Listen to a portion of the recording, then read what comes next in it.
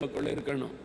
கடன் இல்லாத ஒரு வாழ்க்கை வாழணும் அப்படின்னு ஒரு சிந்தையும் நமக்கு வேணும். அப்போ ஆண்டவர் நமக்கு உதவி செய்ய ஆயத்தமாக இருக்கும்போது, நம் தேவைகளை சந்திக்க ஆயத்தமாக இருக்கும்போது, ஏன் நம்ம கடன் பிரச்சனைக்குள்ளே சிக்கி கொள்ளணும்? அதை நீங்கள் அறிந்து, கடன்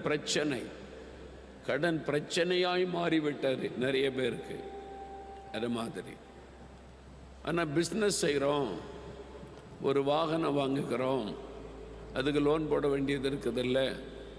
நல்ல கவனிங்க, ஆண்டவர் ஒரு வாக்கு கொடுக்கிறார். உபாகமம் 28:12 வாசிங்க.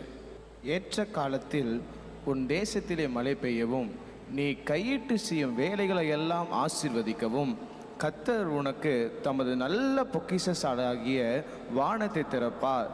நீ அநேகம் ஜாதிகளுக்கு கடன் கொடுப்பாய், நீயோ கடன் வாங்காதிருப்பாய். நீ கடன் கொடுப்பாய், நீயோ கடன் வாங்காதிருப்பாய்.